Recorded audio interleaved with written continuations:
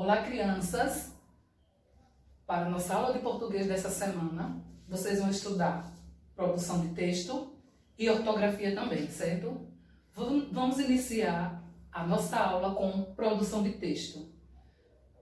Hoje, o gênero textual é a biografia. Então, antes de ir para toda a explicação, antes de explicar para vocês o que é a biografia, o que deve constar em uma biografia, o que vocês têm que pesquisar sobre alguém para colocar em uma biografia, eu trouxe aqui a biografia, uma pequena parte da biografia da minha avó. Minha avó já é falecida, certo? Mas eu tenho um pouco da história dela. Eu pesquisei um pouco da história dela. Pesquisei o que eu convivi com ela, né? E perguntei também aos filhos dela informações que eu pudesse criar esse texto, criar a biografia da minha avó, certo? Minha avó está aqui com meu filho, Maria São Pedro Santos, como eu disse, ela já é falecida. Ouçam bem os elementos que devem constar em uma biografia, certo? Maria São Pedro Santos, 98 anos, nascida no município de Santo Amaro das Brotas, filha de Maria Saturnina Santos. Teve uma vida sofrida com pouco recurso para criar seus filhos, seus 4 filhos. José Francisco, que hoje tem 76 anos, Manuel, com 74 anos, Marlene, que se hoje ela fosse viva teria 70 anos, e Everaldo, que também é vivo, e tem 80 anos. Então, dos 4 filhos, 3 estão vivos e a filha única dela já é falecida. Trabalhou na fábrica de coco aos 30 anos, na Barra dos Coqueiros, onde hoje está localizado o Colégio Municipal João Cruz. Lá, às margens do Rio Sergipe, tem um colégio chamado João Cruz, o Colégio Municipal, e esse colégio, hoje, ele é construído na área que era essa fábrica de coco. Faleceu no ano de 2017 por morte natural, consequências da idade. Então eu trouxe um pouco da biografia da minha avó São Pedro e vocês, através desse gênero textual biografia, vocês vão também fazer a biografia ou da sua avó ou do seu avô, ou por parte de pai ou por parte de mãe, vocês que decidem. Se quiser fazer dos avós, pai, mãe ou das 2 avós, fica a critério de vocês. Por que, tia Adriana, dos avós? Porque neste domingo é o dia dos avós. O dia daquela pessoa, assim, muito importante na nossa vida. Por quê? Primeiro, os pais dos nossos pais, né? Nossos avós que nos deram nossos pais. Alguns de vocês... Alguns de nós, né? Não só vocês, alguns de nós. Aí não tem mais os avós, no meu caso, não tenho mais nenhum deles, mas vocês ainda são pequenos, muitos de vocês ainda têm seus avós, certo? Então, amem muito seus avós e demonstrem também todo o amor, carinho que vocês têm por eles, fazendo a biografia. O que é uma biografia? Biografia é uma narração oral, pode ser contado, vocês falando essa narração como a tia Adriana fez, eu narrei a biografia. Eu escrevi primeiro, depois eu fiz a narração oral.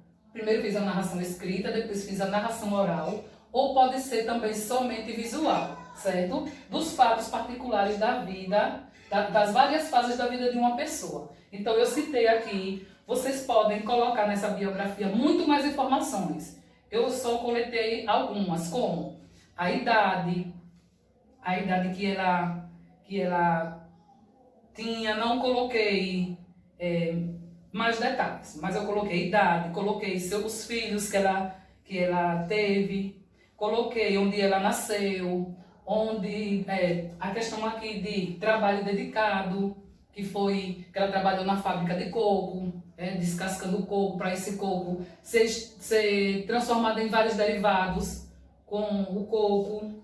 Coloquei também o ano que ela faleceu. Então vocês podem colocar muito mais informações, certo? O que deve constar em uma biografia? o nome completo, a idade da pessoa, a data de nascimento, onde ela nasceu, a questão de casamento, com quem ela é casada, no caso, quem é o avô, né?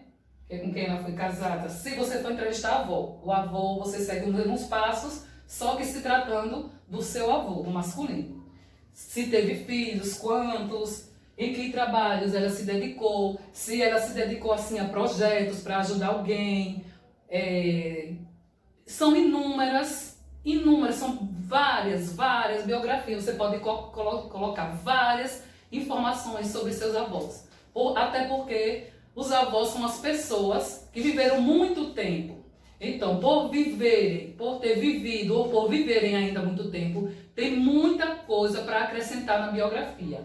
Essa biografia vocês podem fazer no caderno de vocês, certo? Vocês podem registrar toda essa biografia por escrito, né? E tia Adriana vai querer que vocês façam um vídeo para fazer a narração oral dessa biografia, certo? Ou vocês fazem uma folha, uma cartolina, um material que vocês consigam fazer todos esses registros. E, para ficar mais interessante, tia Adriana gostaria que vocês também colocassem fotos, certo? Ou duas fotos, quantas fotos vocês queiram, sobre a pessoa que você está falando ali na biografia, certo?